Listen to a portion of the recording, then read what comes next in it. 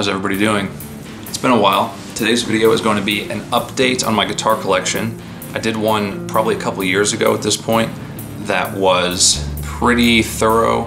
At the time I made that video, I was doing a lot of tone searching and I had a lot of guitars just that were I was testing out. So I had like a ton of like mid-level guitars at that point, and whereas now my collection's a lot smaller, it's more consolidated. I've put more money from guitars, you know, more into the amp side and things like that now anyway. But I figured it'd be nice to kind of get back into doing videos a little bit since I've not done one for a while. But I figured it'd be nice to kind of do an update and show you guys kind of where I stand now as far as which guitars I have, because I have definitely found my sound that I've been sticking with and that I plan to stick with for a while. So I don't really need to have as many guitars, but this is kind of just like the, you know, core minimalist kind of version of this. Now I'm going to start with two guitars that I honestly don't really play. You've probably seen them in the first guitar collection video if you watched that one, which are my two like workhorse guitars from years ago, from when I was like in middle school and high school and like a really long time ago. The first of which being this white on white Agile AL2000. So this was like a guitar that I got, that my parents got for me at the time when I was really little.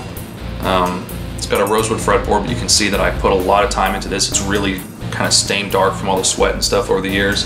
When I got this guitar, I had no idea how to change strings, but I tried to anyway. I scratched up the headstock really bad, but what can you do?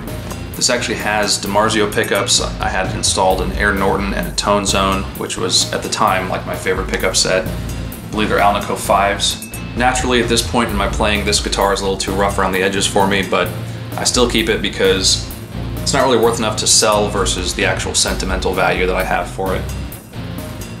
I had a sticker on the back here and then I took it off. I don't know if you can see. But yeah, this guitar did me really well for a long period of time when I was much younger, as did this one, which is an Agile Dauntless, which is essentially an AL body shape. So it's a single cutaway, same kind of idea, set neck. This one had better stock specs than the AL2000. So it had better pickups. It had like Duncan designed pickups when it came, but again, I put in some DiMarzio's Air Norton and Tone Zone into this one, although they were black instead of white. Both of them have Grover tuners, which I think is really good for guitar at this price point. Grovers are still some of my favorite tuners, if not my all-time favorites. This guitar I did not put as much playing time into. And just to completely geek out for 1 second longer about this one, this has a better nut than the other one. The AL2000 just has a plastic nut.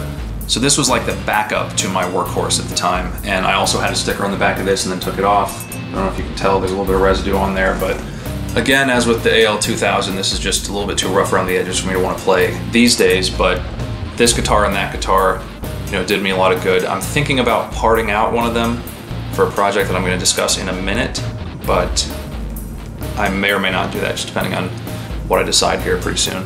Next up is kind of a weird one. I got this guitar pretty recently, but I haven't really had a lot of time to play it. But this is a Parker Cornet.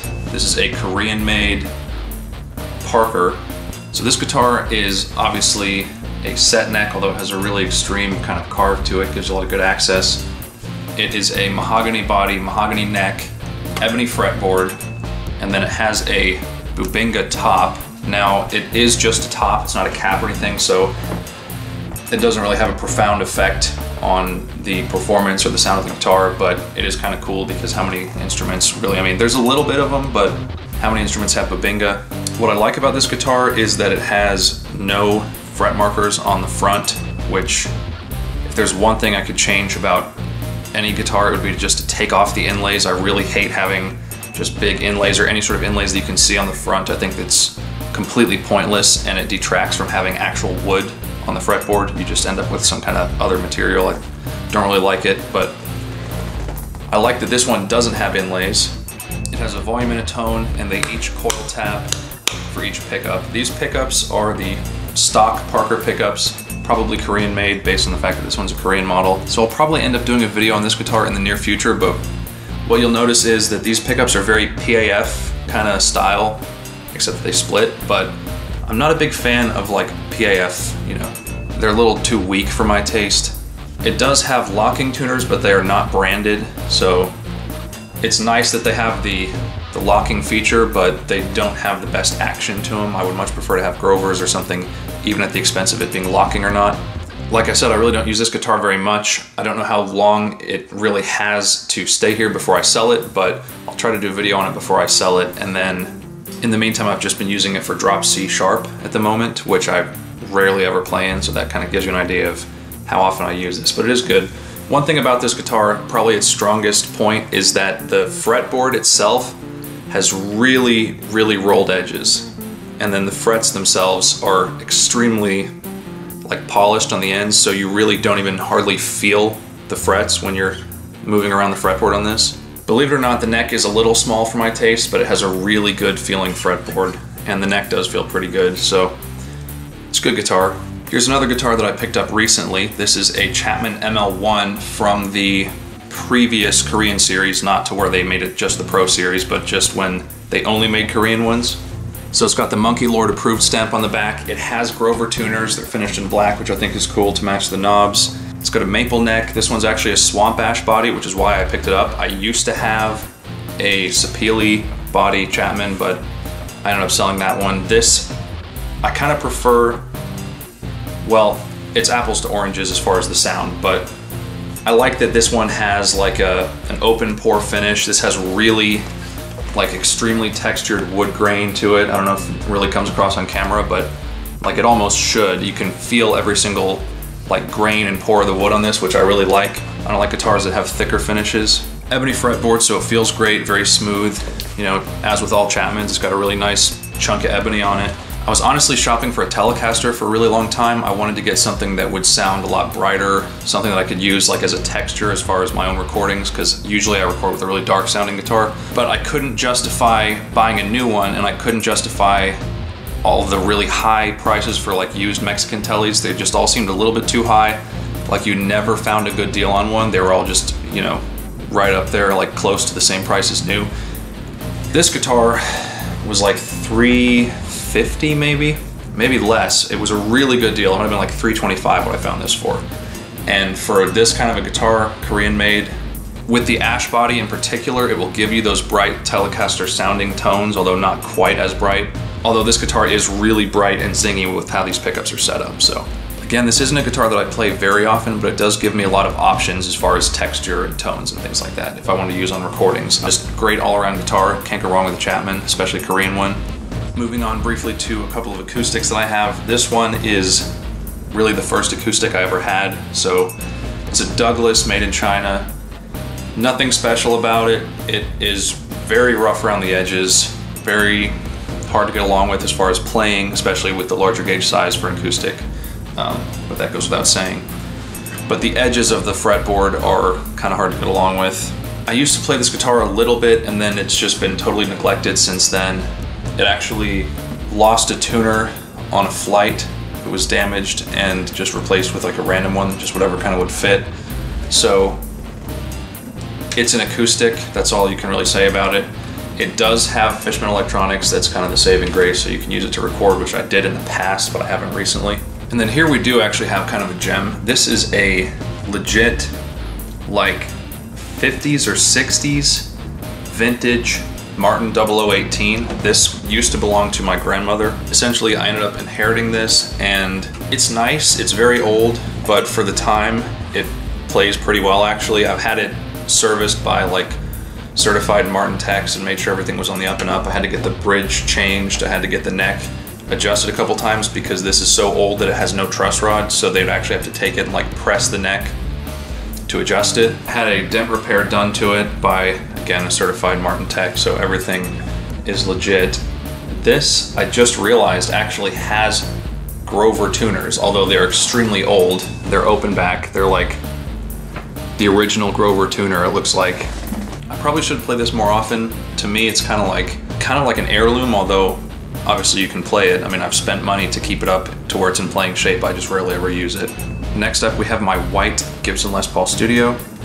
I bought this guitar new, whatever the last year was that they offered Alpine White on a Studio, which was, I think, 16 or 17, so it's only a couple years old. I've honestly barely played this. I made a video when I bought it, and I played it a little bit around that time, but then I kind of stopped because frankly I have two other Les Pauls that I think play better, and the pickups on this are a little bit lackluster. So I've been kind of just sitting on this guitar wondering what to do with it, or trying to decide what to do with it, because I always wanted a white Les Paul and I finally bought one, and then it's just been sitting there. So it's kind of a shame. I think this is one of the best looking guitars you could ever possibly have, and I would like to really use it more. I just have not been. It's pretty standard Les Paul Studio. Got your coil taps on it. It's got the Gibson Deluxe style tuners on the Alpine white finish that obviously ages pretty quick. So like this guitar has been in a case in the closet for like years, and it's already kind of like a little bit greenish. I don't know if it comes off on camera, but it's a little bit yellowish greenish looking. It's cool, that's part of the appeal of it, but like it's got a little bit of like finish cracking around the tuners. It's just like, what do you expect for a white Gibson? But again, that's kind of the appeal of it. It'll eventually age to like a nice kind of cream color is what they typically do. You know, that is if I ever use this guitar. Honestly, I may end up using this guitar as like a test subject for different pickups and things, because I have my other Les Pauls that I think are pretty much dialed in. I don't really want to mess with them, but I may end up using this guitar as like a, you know, a guinea pig for those, just to try different modifications and see how I think they are. So that may be what I end up doing with this, and that would get me to use a little bit more, because I mean, it does play great. It is a Gibson Les Paul, it sounds great. It just needs different pickups and maybe a couple different things to try and make it a little bit my own. Coming down to the last two, this is my number 2 Gibson Les Paul 2015 studio model. So this has basically all the 2015 upgrades that were so controversial, which I actually loved. It's got the extremely grippy like speed knobs, or whatever you call those. It has the self-tuning, which I've talked about before. It has a super wide fretboard, super wide neck. It's got the brass nut that's height adjustable. The thing that I love the most about these is honestly the neck. They're like so wide, it's almost like you're playing like a classical acoustic, except that it has a really low action and it's really fast, but it has a wide neck, which is good if you have big hands, which I do. And then it has the Les Paul actual handwriting for his, what would have been his 100th birthday. The only thing I've changed about this guitar is the pickups. I think it came with 57 Classics, which one of those was an Alnico 2, so that had to go. And then I put in still Gibson pickups, but it's a 496R 500T hot ceramic set, which is a lot better for what I like to use. They're a lot higher output, obviously, but they're still clear and they're really cool sounding.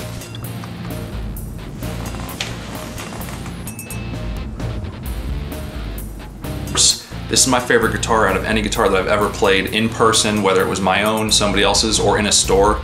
This just plays better than any other guitar I've ever played. Again, it's a 2015 Les Paul Studio. This is kind of what kicked it off with me for Gibson. It has the self-tuning, same as the other one. It's exactly the same as the other guitar, which I got as a backup to this, so I got that one second.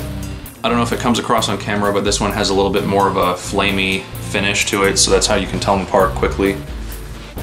Same pickups, 496R 500T. You know, it just, to me, this just plays so well, and I have the setup of my other one as close to replicating this as physically possible, and it just still doesn't quite play as well.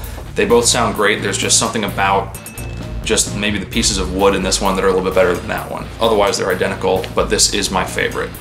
So there you go. I hope you guys found that interesting. If you like this video, don't forget to share it and subscribe, and I will see you guys next time.